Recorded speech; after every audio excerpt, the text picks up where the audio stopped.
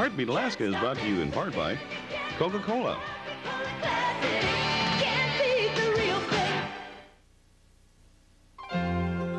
By Cook Inlet Region Incorporated, an Alaska Native corporation promoting economic and social progress for people throughout the state.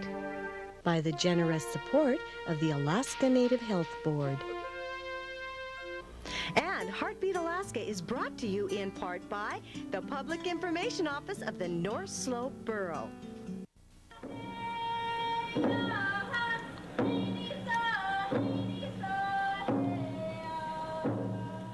We are one people under one sky, with separate languages and ways. We are the heartbeat of Alaska.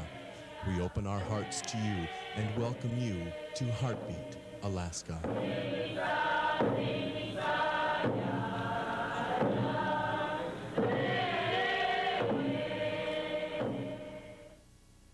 Welcome to Heartbeat Alaska. I'm Jeannie Green, bringing you Native news across the North.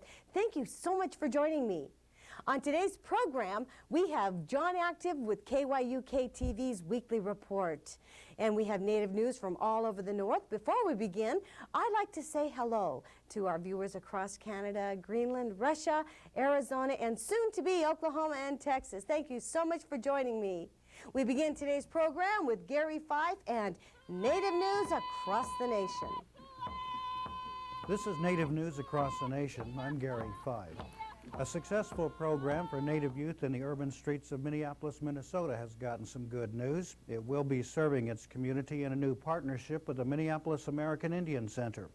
The GNU Golden Eagles program will be able to continue to provide Native youth with positive activity, cultural reinforcement, and opportunities to have fun. The Golden Eagles program had been in danger of losing critical funding, but local community support from the Indian Center's Board of Directors came through for the program. A Southeast Alaska Native man has vowed to keep up the legal battle for Native subsistence rights, even though a federal judge has dropped the illegal hunting case against him. Greg Brown killed a seal in Glacier Bay National Park in 1992 and was charged with a federal misdemeanor. Brown says that he killed the seal for a religious ceremony and that the Hunahlinkets have the right to take game in their usual areas. Brown has appealed the federal judge's dismissal of the case, saying he wants to prove the Native right in court and that Natives deserve an answer. Local prosecutors say they will file an appeal of the Native man's appeal.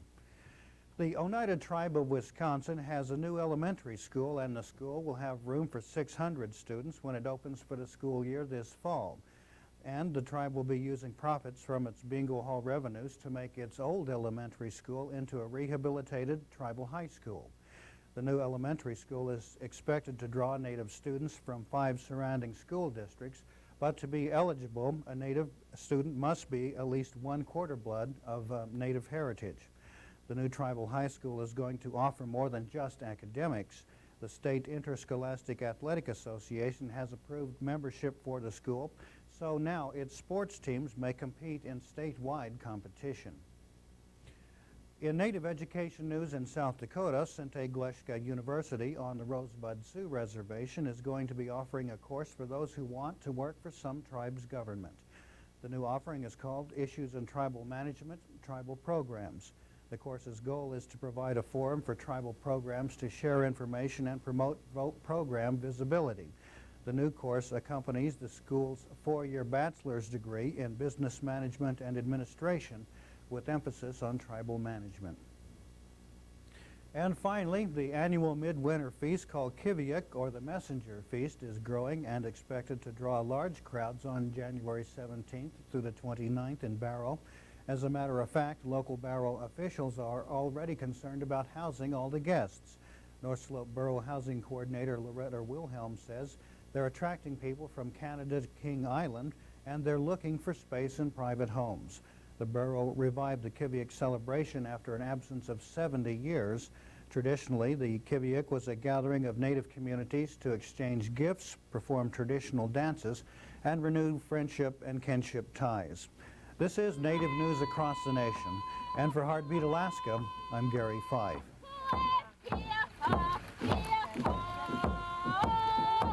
Thank you, Gary. We'll be back with more news from Heartbeat Alaska right after these messages. Don't go away.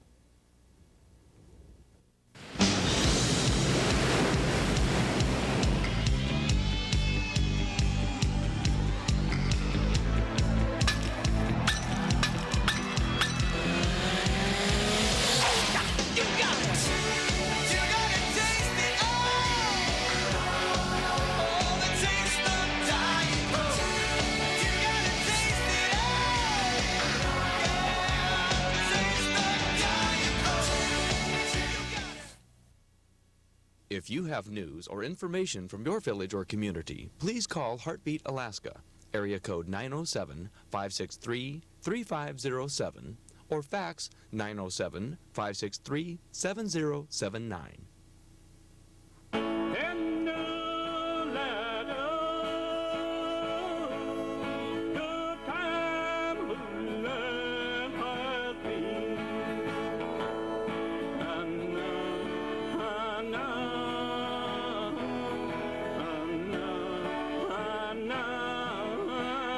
From Yakutat to Barrow, Alaska newspapers publish news that makes a difference in your community. Information about events and activities that is timely, accurate, and dependable. Stories about people who make the news in your community. Stories about world events that affect your community.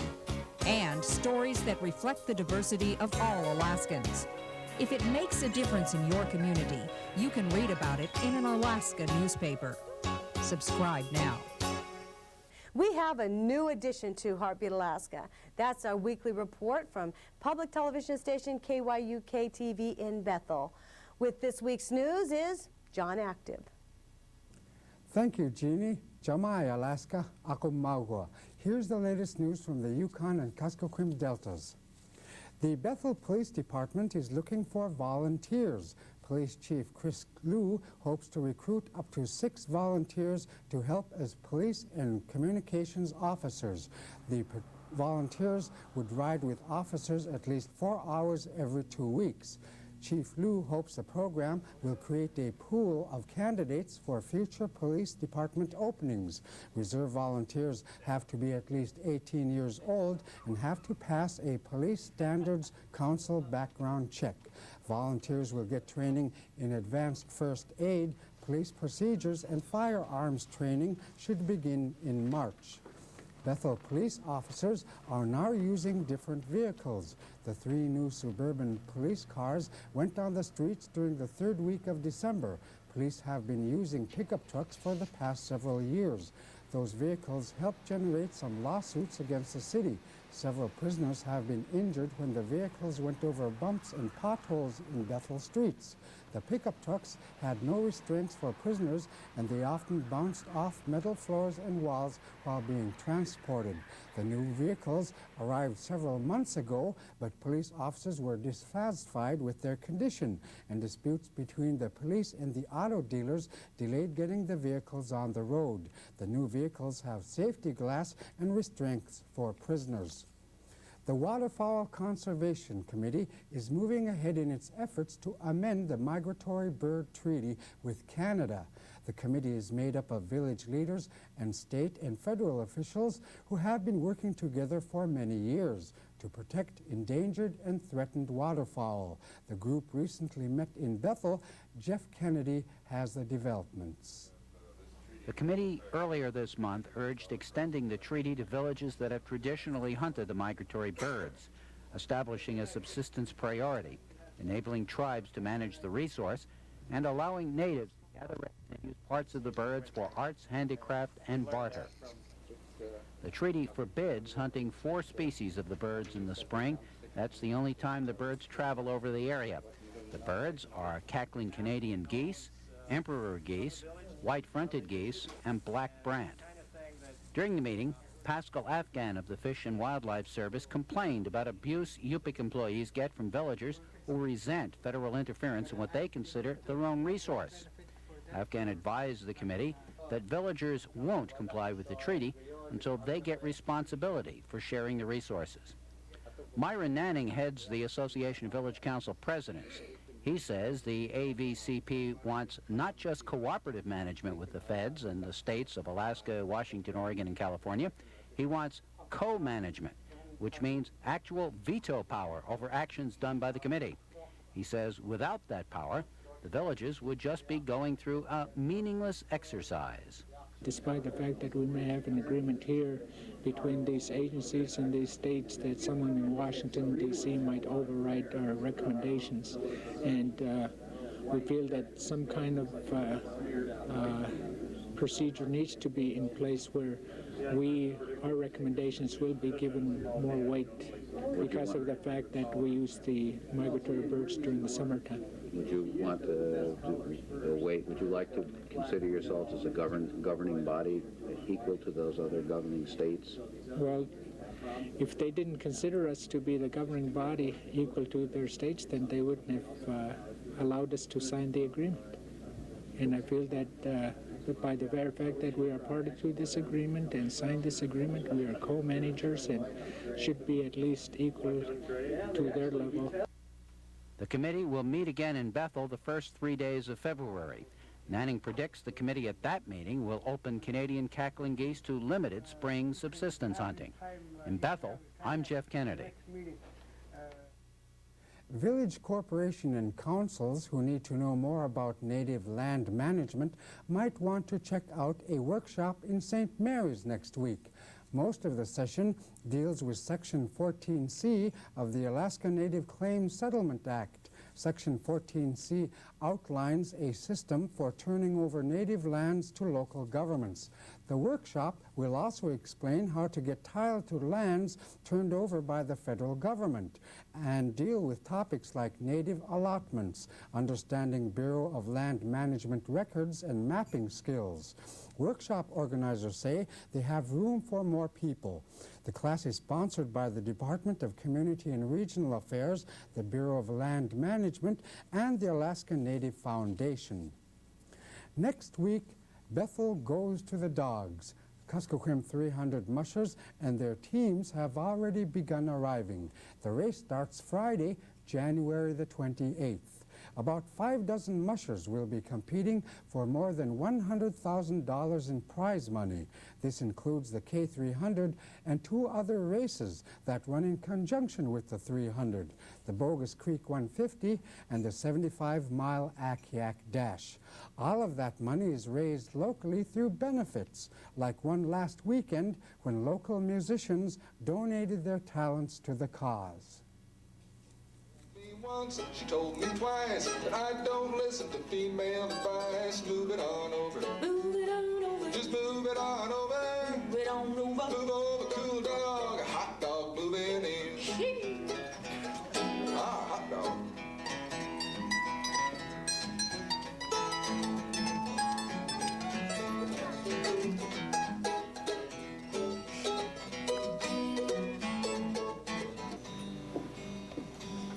Now my dogs are standing on the line.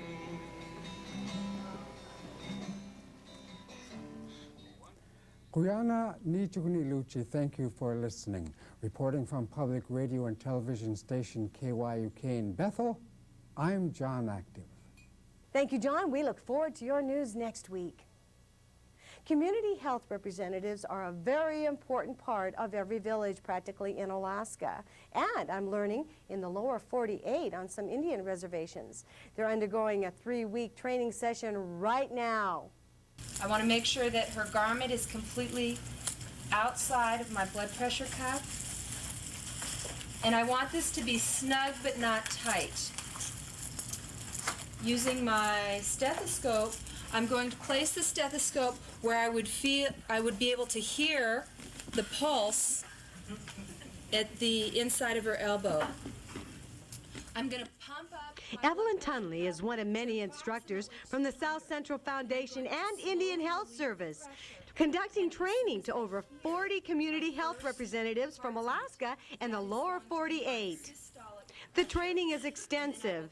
Community health representatives are often the only health practitioners in the community or village. The books that we give the students include prescription drugs so that they have an idea of the medications that are being given to their community.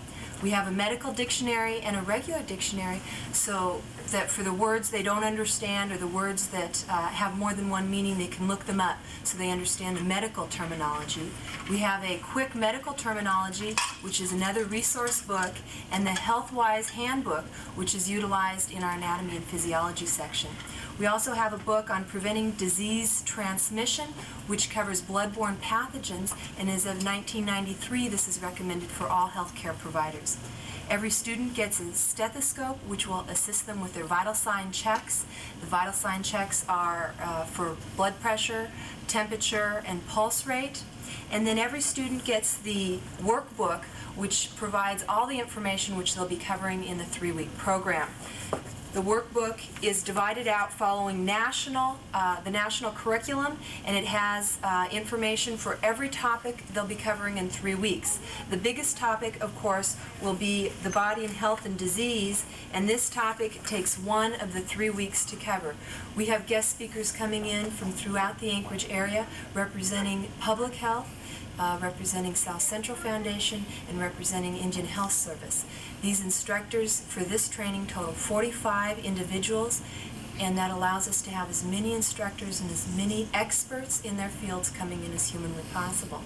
This year we have 44 participants, hence our instructor to student ratio will actually be 1-on-1.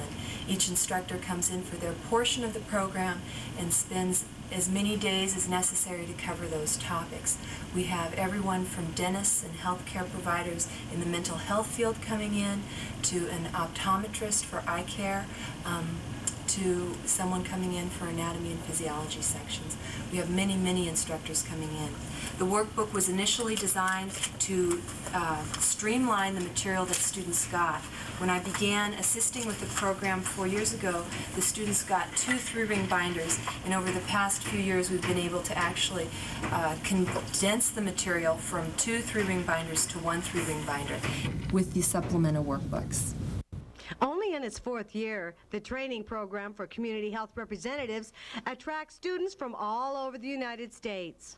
Service all of the Alaska regions, and we open the training up throughout the United States. In this training we have people from Washington, from Oregon, from Nevada, and from Utah attending.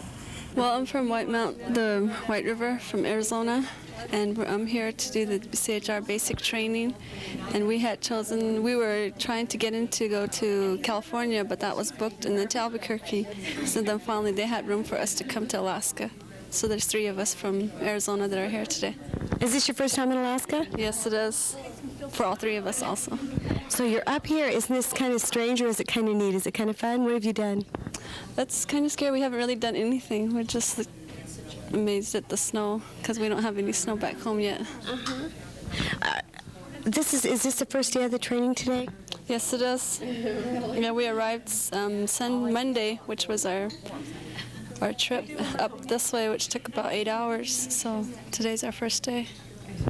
Wow. Well, I know it's your first day and you haven't had much exposure to what's going on. But what do you think so far of the people you've met, or what are your first impressions? Maybe that's the best question.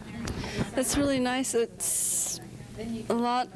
I didn't really know what to expect, but it's really neat, and that I'm planning on the people really taking us out. We've got some offers for the people from around here that are going to take us out on tours with their own vehicles, so we don't have to worry about taxis or buses or anything. Excellent. This is going to be seen in Arizona, you know. Tell me why you're here. Why are you here from White River? Is it a reservation, or what is the reason?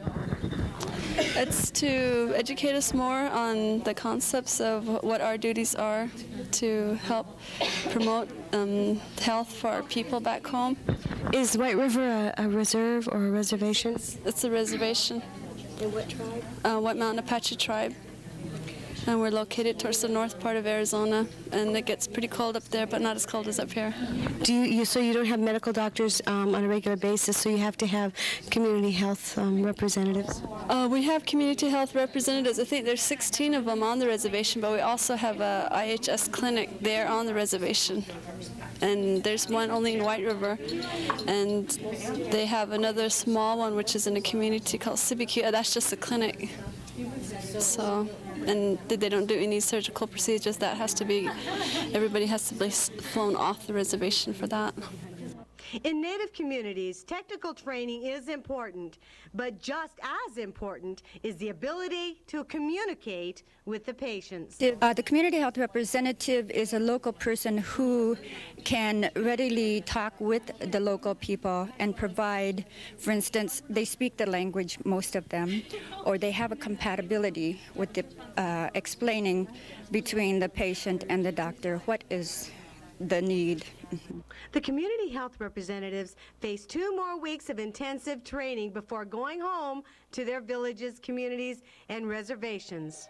I'd like to thank the South Central Foundation and the Indian Health Service for their help on that story. I'll be back with more news from Heartbeat, Alaska right after these messages. During the Roman era, 28 was considered old. In the 1800s, 60 was over the hill. You got it! You gotta taste it all! Oh, the taste of Diet Coke. You gotta taste it all! Yeah, the taste of Diet Coke. You got it! Many times our Alaska Native culture is lost through alcohol and drug abuse. At Aquila House, we can help you regain your life as well as your heritage too.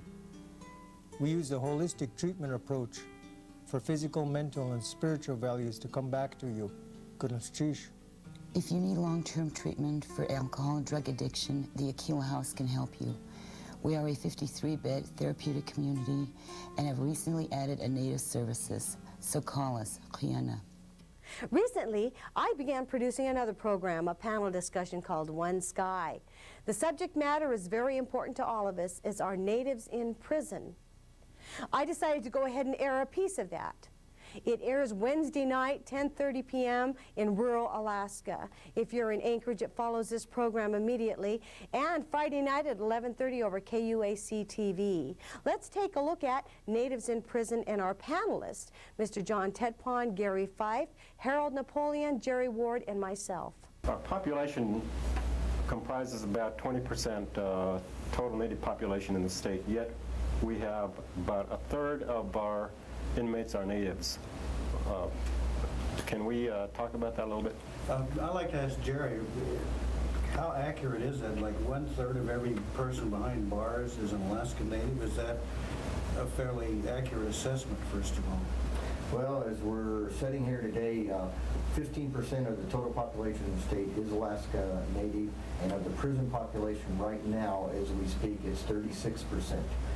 So it fluctuates between 33, 34%, and 40%, depending on when the paychecks come in or whatever may happen. And this is, and you're saying, you mentioned earlier when we were talking before the program that alcohol is the main reason for this. Well, when I came on board with the Department of Corrections, I went through 1,000 files approximately. Of the 1,000 files that belong to Alaska Natives, 100% were alcohol related. That's not 99.9, that was 100%. I never found one file with an alcohol related. So that is the problem. Mm-hmm. And after going to that, decided to approach the legislature and start a program to try to address why it's happening. And in the course of doing that, it's taken us down a long path, and that path has ended up at the sobriety movement in the state of Alaska. And you and Mr. Greg Nostine have traveled to 11 prisons in Alaska. Now, the question that comes to mind to me is that they're already incarcerated, so why start a sobriety movement within the prison system? Well, can they get alcohol in there? They can get alcohol and get drugs in there. Prisoners can get almost any kind of contraband in a jail that they want to, in any jail in any part of the United States. I mean, this is what goes on. But you mentioned across the United States, this particular problem is not specific to the state of Alaska. Please remember to give me a call and send me news from your village. I really appreciate it. That's the fun part of Heartbeat Alaska, is traveling to all the different places that we normally wouldn't be able to. So if you have an event in your village, get that news to me.